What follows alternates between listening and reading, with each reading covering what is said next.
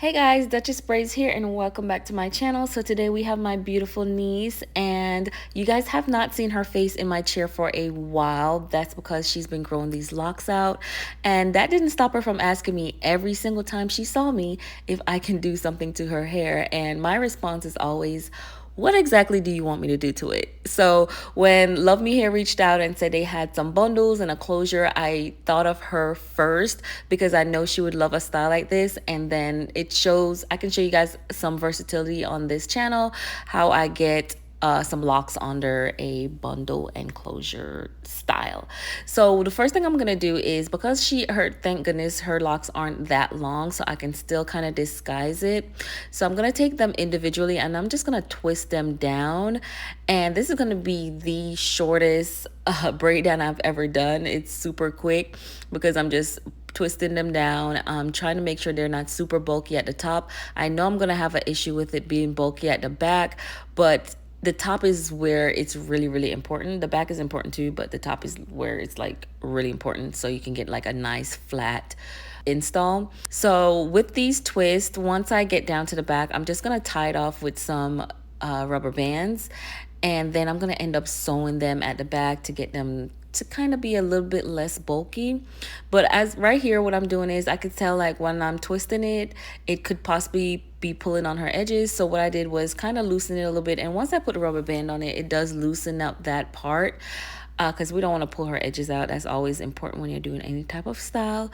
So I go in and I just individually twist them, and I'm not, it looks, might look like it's going tight, but it's really not, because I'm really careful on that part. But then I'm gonna use the rubber bands and just tie those off, because there is no more space at the back, so that's why that one fell short. And I'm just gonna keep doing it until we're all done. And once I'm done with that part, like I said, I'm gonna go in and just take my needle and thread, and I'm just going to sew in a direction where I feel like, okay, it's not gonna be super duper bulky. I do expect some bulk at the back. That's just because of how the hair is set up, but I'm just trying to minimize it as much as possible. So I'm taking my thread, I'm going through the hair, I'm going under it. I'm just kind of trying to lump the back together in, like, as seamless as I can, with it being like dreadlocks and stuff. So that's all I'm doing, is trying to get the hair to kind of form at the back without being extremely bulky.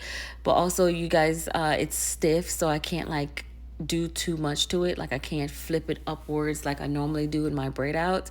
So I'm just doing the best I can right here to make sure that I can just get them as flat as I can, and for them to not be as bulky.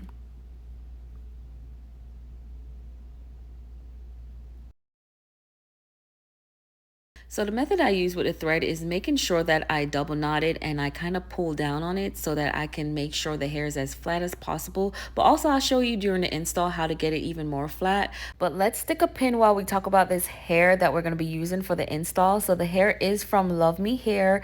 They sent me 3 bundles of their upgraded Brazilian hair, as well as a 5x5 closure. This closure is pre-plucked. It is not pre-bleach, so I'm gonna have to bleach it myself, and I haven't bleached in a very long time, but we're gonna bleach the heck out of this hair today. All right, so when I put the hair on my hand, you can see that it is pre-plucked. Again, you can also see that it's not pre-bleached. We do also have those 3 bundles of 22, 24, and 26 inches. Look at the ends, you guys. This is the first thing I look at when I'm ordering hair, is does the ends look frail and thin? And these do not. As well as the weft. Look at the bundles, they look nice and full. They also sent me this edge brush, a wig cap, a clip. They also sent me this, what I don't know what it is, but they sent me that, a comb and the edge band. And they also sent me this, which I think is really cool and will come in handy. And this is their weave holder. So that's going to help me to hold my weave, my clip-ins, all that stuff. So let's get back to the video, guys. So once I'm done with that, I'm going to go in and lay her edges down. Because I didn't braid this down, I didn't get to kind of like braid her edges back into it. So I'm going to use the Got To Be Glue gel, and I'm going to slick it on along her hairline and just slick that back, brush it back, and then I'm going to go in with my blow dryer and blow it dry. So once that's complete, I'm taking a stocking cap. I could use a wig cap, but honestly, for her hair, I want it as thin as possible, so I'm using a sheer stocking cap. I really wanted something thin and breathable, and this is as close I'm gonna get to it. So I'm going in again with the gel, and I'm gonna gel down the hairline. And typically when I'm doing like a lace closure, I only sew like a portion of her head, but today we're gonna sew the whole perimeter because she has locks in. I want to have some type of foundation with the cap where once I start sewing, if there's gaps between her locks and how I braided the locks down, that I could just catch my needle onto the cap instead. So you do want to have some type of either a mesh or some type of cap for this. And luckily this cap is breathable because I would definitely prefer a mesh for this style. However, we are not using that today. We're going to use this cap, and we're using a really thin breathable cap, so it shouldn't cause much fuss. I'm going to go all the way around and sew the braids on both ends of her head closest to her ear. I'm gonna sew those up as far as I can go, and then I'm gonna tie those off. And once I'm done, the gel should be dry, so I'm gonna go in and cut along her hairline. And the gel that I placed on this cap is right at her hairline, so I could see through to her hairline, and I only placed it on her hairline. And this is so that her hairline is protected and it is covered, so that when I do put a lace on, or if I put any type of glue or anything like that, that her hairline is protected.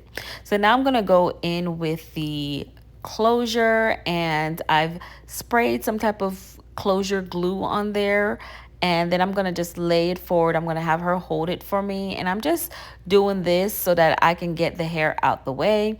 And then I'm gonna go in and start sewing the closure down, and that's the first thing you want to do.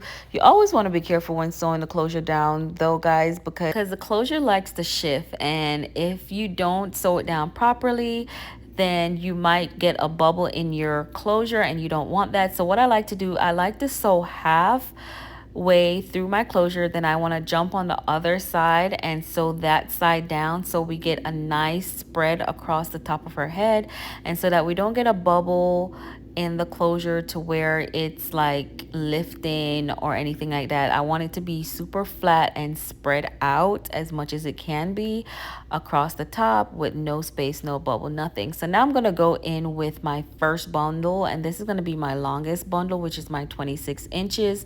And I'm going to start right at the tip of the closure, and this is a method that we use to kind of also stretch the closure. This can be like a glueless method when you're sewing on your bundles to a closure, which you sew it from that side and you kind of pull on it that way.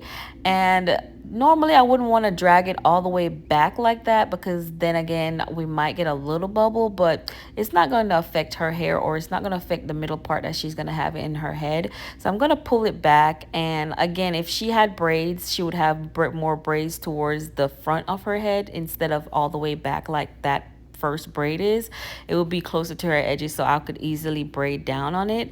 But since we don't have that luxury, I'm just gonna braid it, stretch it across, and braid it on her locks going around. And as you can tell, I'm pulling the needle up through, like over the track, up through her locks and pulling it. And so because I want the tracks to lay a certain way, and I want them to lay flat and kind of be hidden.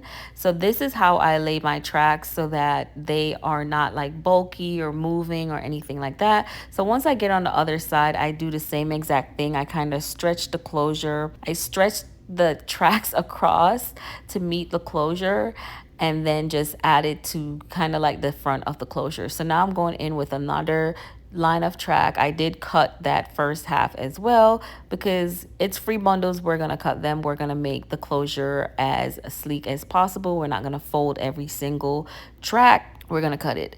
So we're going in, and I'm just doubling it up basically, and making sure we have a full head. But at the same time, I don't believe I'm going to be using all the bundles, because one, she has a small head, and two, like, she has a small head. So I really don't feel like we're going to need all that, and I don't want it to be bulky, because we already have like her bulky locks underneath. I don't want to make it even more bulky by trying to add a full 3 bundles in there.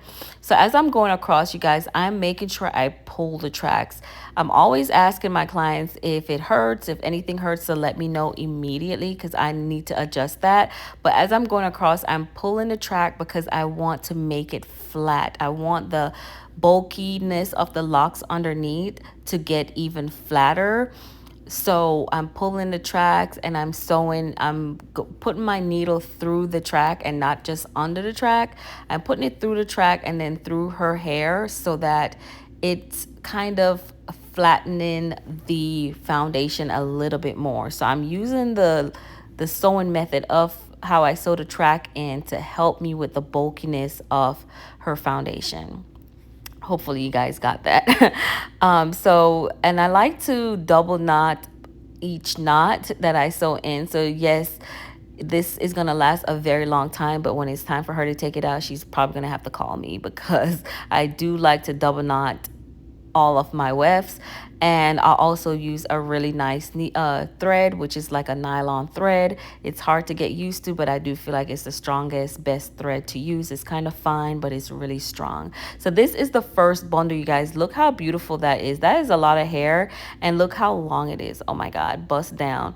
So let's get into the second bundle. So we're gonna start right at the top of the closure, and we're just gonna keep going around that half moon, and we're gonna do that with each and every bundle because when it falls, I want it to fall like, I just want it to fall so that the longest piece, it could be as long as possible in the front as well. So I didn't want to put all the long tracks at the just the back and the shorter ones at the top. I didn't want to do that layer effect. I kind of want all of it to fall layered at the ends, but also like really, really long at the front. So this is my last and final bundle, you guys. And you guys see that little piece I have at the top.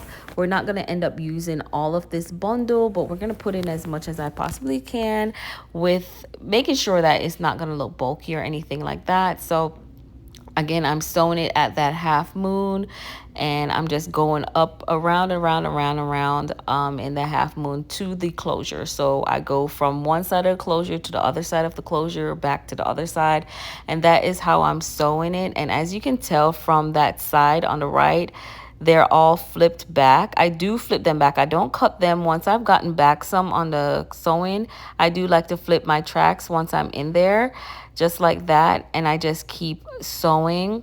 So this is my final and last piece, and this is how it goes on to the closure.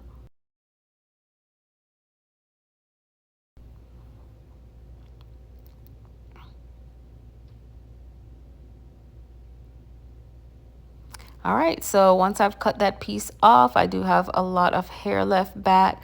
I like to double knot. Once I cut my thread, I like to double knot it. Even though I double knot it when I pull it through, I like to go back in and tie it off at least twice before cutting it. So that's a way to secure it even more.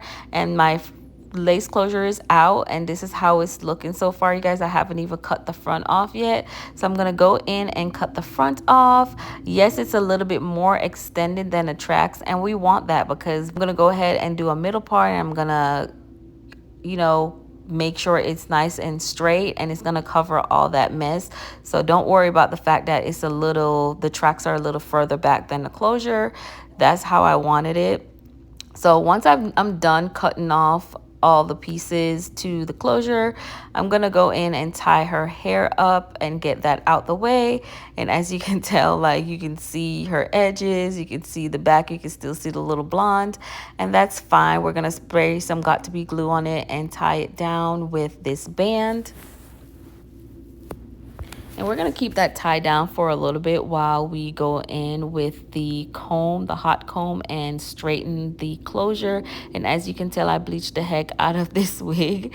But we're going to go ahead and use the hot comb to get everything as straight as possible, as flat as possible.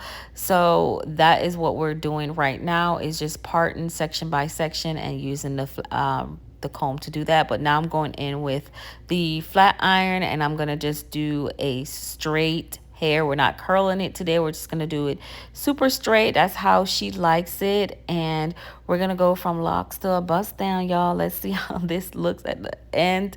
But yeah, I'm going in with it. I'm chasing it with their comb. And yeah, look how beautiful that hair looks. Look how shiny it is. It's just so beautiful. And the length is really, really long. It's 26, but it looks so much longer. But this is how the finished look is, guys. Look how adorable she is. She is just rocking this hair. You couldn't tell me that just a few hours ago she had some blonde locks in, and now she's wearing a flat bust down middle part super long 26-inch hair.